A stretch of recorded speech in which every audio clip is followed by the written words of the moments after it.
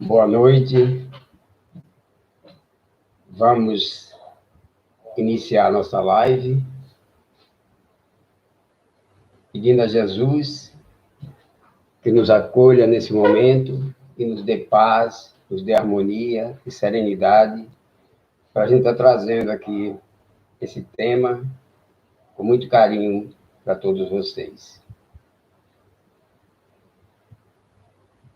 O tema que eu vou trazer para vocês hoje é um tema muito importante. Ele fala da obra de André Luiz, uma conexão entre o mundo físico e o mundo espiritual. É um tema que traz bastante conhecimento e visa orientar as pessoas como viver e se harmonizar no plano material para adentrar com bastante habilidade no mundo espiritual. Eu vou fazer uso, na abertura desse tema aqui, de um prefácio do livro No Mundo Maior, de André Luiz e Chico Xavier. O prefácio é de Emmanuel, e, como a gente sabe, Emmanuel nos dá uma base bem fundamentada, ensinamentos grandiosos do que a gente precisa conhecer para viver em harmonia. O prefácio do livro, No Mundo Maior, contém o título Na Jornada Evolutiva. Esse prefácio foi escrito em 25 de março de 1947. É um prefácio denso, rico, filosófico e muito instrutivo. Eu vou fazer uso de alguns fragmentos desse prefácio para que a gente possa realmente entender a mensagem que Emmanuel quer trazer sobre a obra de André Luiz. Dos 4 cantos da Terra, diariamente, partem viajores humanos, aos milhares, demandando o país da morte. Vão-se de ilustres centros da cultura europeia, de tumultuárias cidades americanas, de velhos círculos asiáticos, de ásperos climas africanos, procedem das metrópoles, das vilas e dos campos. O que esse tema Emmanuel traz para a gente mostrar o quanto de viajores fazem essa viagem diariamente. Muito embora muitos recusem até mesmo a fazer uma preparação para essa viagem, muitos só se tocam quando acontece um desencarne dentro do ciclo familiar. Quase sempre passam a vida como um viajante sem rumo, sem objetivos e sem metas. Lembrando que o desencarne vem para todos. Nós temos aqui data de chegada e temos uma data de partida. Nós, quando chegamos na Terra, nós já trazemos o bilhetezinho com a nossa data fixada para o retorno. Mas muita gente não se preocupa. A gente entende que existem aqueles que se antecipam, inconsequentemente, se antecipa ao dia do bilhete da viagem de retorno. Mas não é o caso padrão. São aqueles que cometem o crime do suicídio e que tudo tem uma razão de ser. As consequências são danosas para quem pratica esses atos. Então, os viajores, no normal, têm data marcada de chegada e tem data de retorno. Mas a grande maioria não se preocupa em tratar a sua viagem como um viajor. Não se preocupa em selecionar as suas bagagens para o dia de retorno. Quase sempre, a gente sabe quando a gente vai fazer uma viagem, nessa viagem, quando a gente leva excesso de bagagem, a viagem fica desconfortável. Assim é a viagem para o mundo espiritual. Acumulamos bens, acumulamos riquezas, muitas riquezas desnecessárias, que lá não vai precisar de nada disso. Então, o excesso de bagagens aqui na Terra dificulta a nossa chegada no mundo espiritual. Assim é aqui no campo material, com excesso de bagagens, assim é no mundo espiritual. A gente entende como essa multidão, esses viajores, adentra ao mundo espiritual. Para isso, a gente entende que a cada minuto, centenas de pessoas estão chegando no mundo espiritual, vinda de diversas regiões. São pessoas que vêm da Europa, de hábitos totalmente diferentes, da França, da Itália, de outros países diversos. Tem cidadãos americanos que saem dos grandes centros, São Paulo, Nova York, Cidade do México, como também saem de vilas e povoados. Tem pessoas que saem dos ciclos asiáticos, de Bangkok, de países de costumes e hábitos bem diferentes. Se a gente for selecionar a quantidade de espíritos que adentram o mundo espiritual, com hábitos e costumes diferentes, é preciso ter bastante organização para receber essa massa de pessoas que desencarna a todo dia na Terra. A gente entende que as pessoas têm hábitos diferentes. Pessoas que saem de Bangkok e outras que saem daqui de Salvador, pessoas que saem do Nordeste, são pessoas realmente com hábitos muito diferentes. Então, nesse contexto, é preciso entender como é o trânsito dessas almas adentrando o mundo espiritual. Emmanuel vai mais à frente aqui. Raros viveram nos montes da sublimação. Raros cuidaram de si, vinculados aos deveres nobilitantes. Raros realmente viveram dessa forma. A maioria constitui-se de menores de espíritos. O que Emmanuel está dizendo aqui? Menores de espíritos. Pessoa de estatura pequena. Pessoa de estatura pequena moralmente. Sem qualquer evolução. Aí ele vai mais adiante aqui. Em luta pela ortoga de títulos que lhes exaltem a personalidade. Olha o que é que os seres humanos procuram aqui, só títulos, aumento de poder. Não chegaram a ser homens completos. O que é que Emmanuel está dizendo aqui?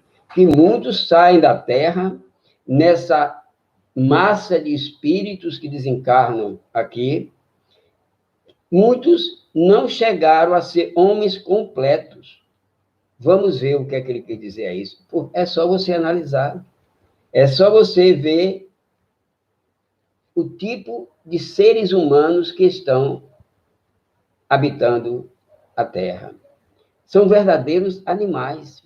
Muitos não chegaram nem a ser homens, nem adquiriram o que vieram fazer. Que a gente vem aqui para a Terra para se transformar em seres humanos. Muitos não chegaram a ser homens completos. A gente veja os crimes que a gente vê diariamente aí. Vejamos no trânsito das grandes cidades as pessoas, uma se agredindo a outra, se matando, se destruindo, parecendo verdadeiros animais. A gente entende o quanto a gente sofre as consequências de tudo isso.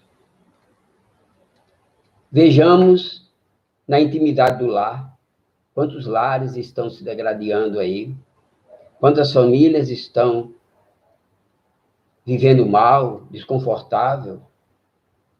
Vejamos o nível de moradia de muitas famílias aqui na Terra. Vejamos os políticos, como os políticos tratam a humanidade.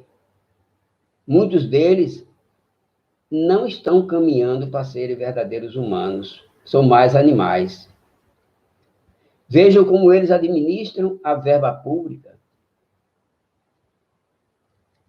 Não fosse as leis, segundo os estudiosos, psiquiatras, psicólogos e cientistas, se não fosse as leis que controla um pouco o social com a justiça, os homens estariam se matando, se destruindo, se degradando em praça pública, piores do que de verdadeiros animais.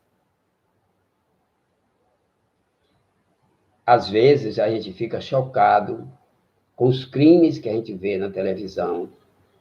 Maridos matando esposa, esposas matando maridos, e outros tipos de hediondez que a gente vê e presencia a todo instante em nosso país. Atacando como se fossem verdadeiros animais. Aí Emmanuel conclui: atravessam o mare magno da humanidade em contínua experimentação. Mare magno é um termo latino que ele usa aqui. Uma maré de busca de soluções, pensando em acertar através do erro, vivendo de acertos e erros, vivendo de erros, achando que a justiça não vai pegar.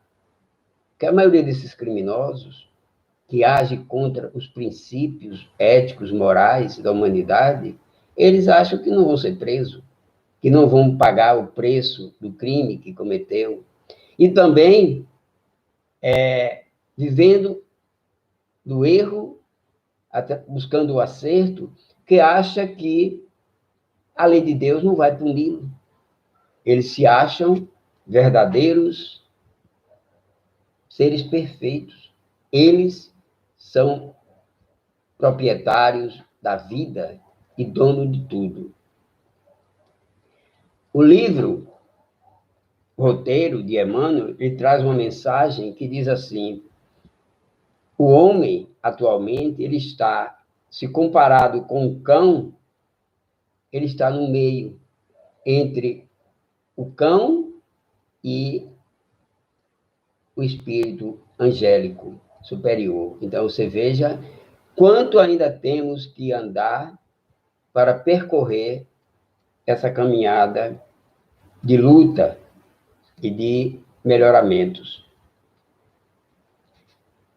Aí Emmanuel diz aqui, muitas vezes acomodam-se com os vícios de toda sorte. Acomodam-se com os vícios de toda sorte, demorando voluntariamente nos trilhos da insensatez. Insensatez. Apesar disso, porém, quase sempre se atribui a ideia, condição de eleito da providência. Se você for questionar alguma dessas pessoas, elas vão se dizer boas. Ah, por que você desviou a merenda escolar? Deixou a criança com fome? Ah, não. É um direito que eu tenho. Eu estou atendendo os meus filhos, a minha família, o interesse da minha família. E elas jamais vão se acusar como estão fazendo coisas erradas. A gente viu uma fala do anjo Gabriel essa semana, não foi ao vivo, gente, foi uma leitura que a gente fez num trabalho que a gente realizou, ele mostrando o quanto esses seres que desviam verbas, que está acontecendo aí com a pandemia, o quanto esses seres estão se endividando, estão se compromissando, até mesmo se condenando a ir viver em uma outra pátria, a perder o direito de habitar a pátria, a terra-mãe, Brasil. E você vê que, mesmo assim, eles ainda se acham eleitos da providência, eles são considerados pessoas boas, sem se compenetrarem das próprias faltas. Essa massa que está aí atuando, com todo o empenho, com toda a ganância do poder, não está preocupada, porque são pessoas que estão à deriva, navegando sem rota. E quando você está andando sem rota, se você chegar aqui em Salvador, se você não souber para onde você vai, você pode pegar um ônibus vermelho, ou pegar o azul, o amarelo. Você não sabe para onde você vai mesmo, você vai pegar qualquer um dos ônibus. Então, você não tem rota. Você está vivendo no mundo sem rota, e você está perdido. Graças a si, é enfermo em término, tornando para si e para os outros. A pessoa, quando vive sem rumo, geralmente atropela a própria vida, consequentemente, o mundo em que vive. Aí, Emmanuel pergunta aqui no texto, onde albergar a estranha e infinita caravana? É uma infinita caravana. Porque se você souber que a cada minuto centenas de pessoas entram nessa caravana de retorno ao mundo espiritual, aí você vai perguntar, se você, vamos supor, dar uma sugestão aqui, se você fosse alguém que recebesse essa missão hoje, de distribuir esses mortos, vamos supor, hoje, agora são 7h pouca da noite, vamos supor que você vai desencarnar hoje 10 horas da noite. Não se preocupe, não. Vai dar para você assistir essa palestra, depois você toma um cafezinho, e você vai desencarnar às 10 horas da noite. E amanhã, ao chegar no mundo espiritual, você vai receber uma missão de distribuir todos esses mortos, toda essa falange de espírito, toda essa massa de espírito que adentrou ao mundo espiritual. A pergunta de Emmanuel caracteriza aqui mais ou menos como aquela coisa do céu e do inferno. Você vai distribuir. Você não vai mandar para o céu. Como espírito, você sabe que não existe o céu e não existe o inferno. Você vai tentar arrumar a casa da melhor forma possível. Você, ao receber alguém de Bangkok e recebeu outras pessoas de Salvador, uma pessoa que está acostumada no interior, da Bahia, e uma pessoa de Bangkok, você vai conseguir direcionar aquelas duas pessoas para o mesmo local? Então, é importante que o mundo espiritual é um mundo realmente muito organizado. Nesse dia que você vai estar distribuindo esses mortos, esses desencarnados, você precisa entender, aí é que entra a obra de André Luiz. Porque quando André diz, nas obras dele, como é que é distribuído esses mortos, vamos supor, quem nasce em Bangkok, tem uma cidade próxima a Bangkok que vai receber aqueles mortos. Quem nasce em Salvador vai receber alguém que, aqui na região de Salvador, que nasce em Salvador, entendeu? A proximidade, os hábitos, os costumes, é que vai realmente funcionar, entendeu? A cultura, a bagagem de cada um. Já pensou se você pegasse um índio de uma tribo qualquer e deixasse que ele, ao desencarnar, ele fosse recebido numa biblioteca em Paris, falando inglês? Ia ser muito irracional, muito desconfortável para esse índio. É por isso que diz, a providência divina é perfeita. Uma professora de primária, ela na sala de aula sabe distribuir seus alunos pela idade, pelo grau de conhecimento. Imagine Deus, com sua superioridade, ele vai realmente juntar as pessoas com o mesmo nível. As pessoas que desencarnam em Salvador vão ter uma cidade que fala, que tem os mesmos hábitos de Salvador. No Rio de Janeiro, a mesma coisa. Em Nova York, a mesma coisa. É assim que a providência divina tem nos mostrado. E é assim que a obra de André Luiz nos mostra. Porque depois da obra de Kardec, a gente tem um material que vem subsidiar a doutrina espírita com muita grandeza. E infeliz daquele que ainda não conhece. É importante que você, ao terminar de ouvir essa palestra, desperte um sentimento. Eu preciso conhecer o mundo que eu vou viver. No livro Obreiros da Vida Eterna, é um livro realmente fantástico. E quem lê esse livro passa a entender o porquê André escreveu aquele livro e porquê de tantos ensinamentos. Para quem leu esse livro e pensou que ia desencarnar, ia se aposentar, teve uma tremenda decepção. Porque não existe aposentadoria no mundo espiritual. Com certeza, o livro Obreiros de Vida Eterna é trabalho para a vida eterna, é obras e obras.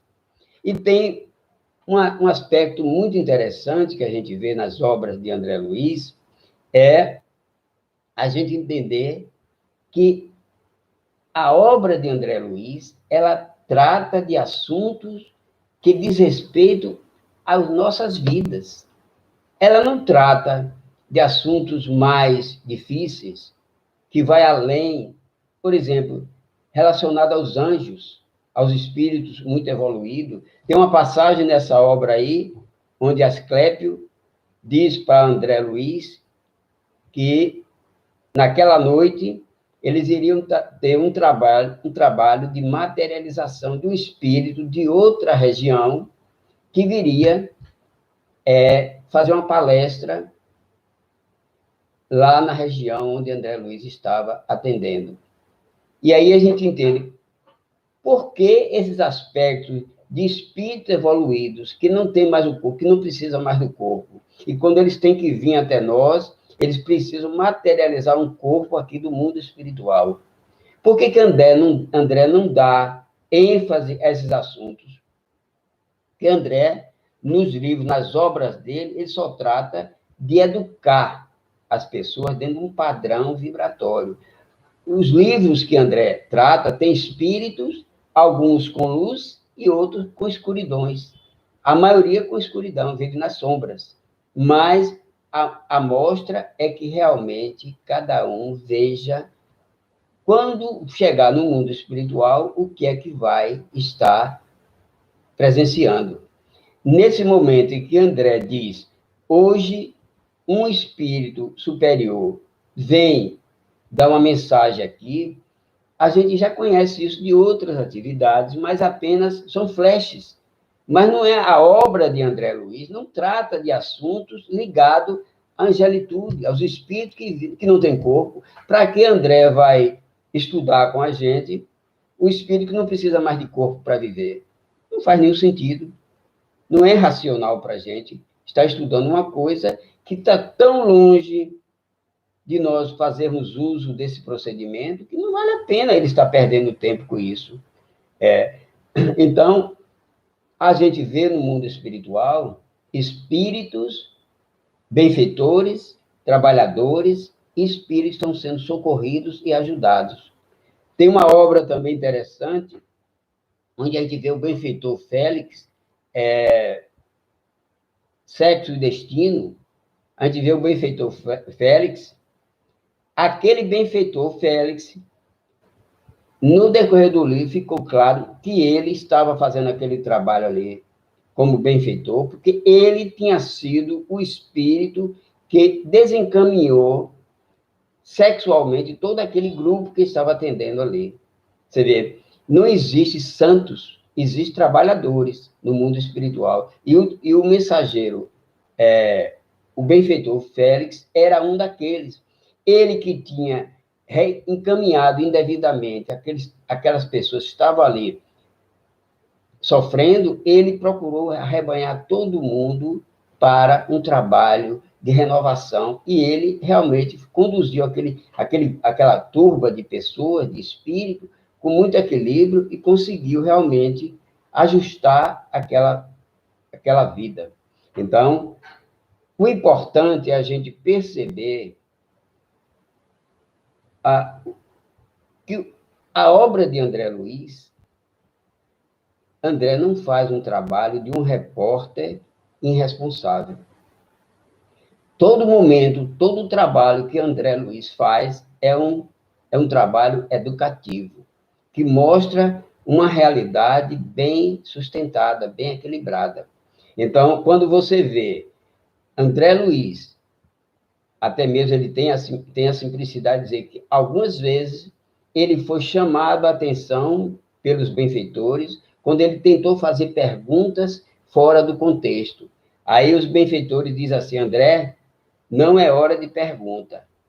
Acalme a sua ansiedade. No momento certo do trabalho, você tomará conhecimento e terá suas dúvidas. É o propósito da obra de André Luiz, é uma proposta bastante rica.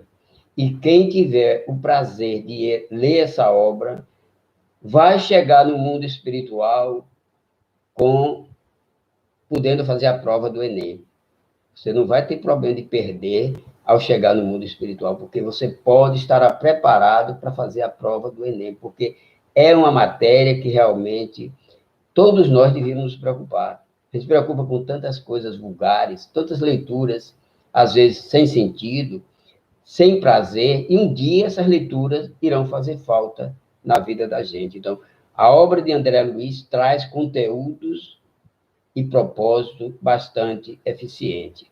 Tem um caso que eu li outro dia, foi o casal Galves, que era um casal que era muito amigo de Chico Xavier, e eles, lá de São Paulo, e um dia o casal estava lá na casa Chico estava lá na casa desse casal, e estava escrevendo, estava concluindo um livro, o livro Entre a Terra e o Céu.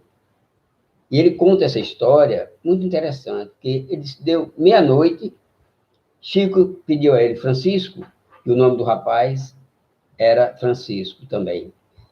Francisco, eu quero ir nesse endereço aqui. Aí Chico não entendeu nada, mas, Chico, esse endereço é do outro lado de São Paulo. Nós vamos levar 2 horas para atravessar toda essa distância. E aí ele disse, mas eu preciso ir. Eu preciso, é urgente que eu vá lá nesse endereço. Entendeu? Então, você vê, o rapaz aceitou, pegou o carro e seguiu. Chegou lá no bairro, agora, Chico, eu não sei como é que chega onde você quer chegar. Não, entre aqui, à direita, à esquerda. Ele foi, agora, direita, direita, esquerda, direita, direita, esquerda. Depois de meia hora, pare. Não, para aqui na porta dessa casa. Ele parou na porta da casa e Chico desceu do carro, chegou até a porta da casa e fez uma prece. Fez uma prece. Depois retornou no carro, sentou, pudemos ir. Aí o rapaz olhou para ele assim, ô Chico, você saiu de lá, 2 horas de viagem, num trânsito desse, e você veio aqui só para fazer uma prece? Ele disse, meu filho, eu precisava vir aqui, porque o livro que eu acabei de escrever, Entre a Terra e o Céu, os personagens principais desse livro estão aí, nessa casa, reencarnado aí nessa casa. Eu precisava vir aqui orar por eles. É aí que a gente sente o Espiritismo é uma proposta de vida real, é uma história de vida real, é uma proposta de um entendimento mais profundo. Honório Abreu, estava lendo um livro dele outro dia, ele diz que ser espírita é um desafio. É um desafio para cada um de nós. Muitos de nós não sabemos qual é a nossa missão aqui, mas se a gente se aprofundar em bondade, em melhoramento, em crescimento, a gente vai realmente conseguir alcançar um mundo de paz, um mundo melhor. Então, é importante que a gente entenda que a vida é feita disso aí. E quando a gente vê que as pessoas estão desencarnando na Terra sem um contexto de vida harmonizada, equilibrada, estão desperdiçando vidas, porque a grande doutrina espírita é um processo de renovação. E quando a gente adentra a esse conceito de renovação, a gente realmente atinge as nossas metas, os nossos objetivos. Vamos continuar lendo aqui mais o prefácio de Emmanuel. Perante a Suprema Justiça, o malgrado, o inglês, fluem dos mesmos direitos. Você vê que o índio, ele está se referindo ao malgache e o índio, e o inglês, ele nasce, ele tem o mesmo direito, é o mesmo. Quem nasce no Xingu é o mesmo direito de quem nasce no Palácio em Londres, entendeu? Provavelmente, porém, estarão distanciados entre si pela conduta individual diante da lei divina. Então, aí é que entra a questão da virtude, a ponderação entre a virtude e o crime, o trabalhador e o ocioso, os verdadeiros e os simuladores. É importante que a gente entenda que a justiça de Deus age sobre todos. Mas aquele que conhece mais, como ele coloca aqui, aquele que conhece mais tem mais obrigações do que aquele que conhece menos. Da contínua peregrinação do sepulcro, participam, todavia, santos e malfeitores, homens dirigentes e homens preguiçosos. Todos aqui vamos desencarnar. É essa a grande notícia que a gente tem para dar para todos vocês. Todos aqui vão desencarnar. Eu e vocês. Agora, o que nós estamos fazendo para conhecer o mundo que vamos habitar? Só será surpresa se a gente quiser que seja surpresa. Nesse momento, é preciso entender que todo manancial de informações, todo conhecimento que a gente precisa ter, de bom ou de ruim, do bom para praticar e do ruim para não seguir, está em nossas mãos. Cabe a nós buscar o melhor caminho. Da contínua peregrinação, é muito importante que a gente siga um caminho do conhecimento, um caminho do aprendizado. Como avaliar por bitola única recipiente heterogêneo? Como avaliar uma bitola única, é o que Emmanuel coloca aqui. Como avaliar essas pessoas, recipientes heterogêneos? Considerando, porém, nossa origem comum, não somos todos filhos do mesmo Pai? Regras e costumes diferentes, mas diante da lei de Deus, todos somos iguais. A gente vê aqui, alguém pode chegar com a criança aqui no Brasil e dizer: menino, não come formiga. Você não está vendo que isso é nojento, que isso é chato, que é ruim? Aí você chega na China, numa tribo na China, e vai dizer: meu filho, come aqui essa formiguinha tão gostosinha. São hábitos e costumes bem diferenciados. Então, entender que o universo é de uma infinita sabedoria enorme, está para nos servir. O infinito amor de Deus é para nos servir, entendeu? Então, é preciso que a gente entenda que a mensagem do Evangelho e a mensagem dos livros psicografados, que eu trouxe o tema hoje, de Chico Xavier, e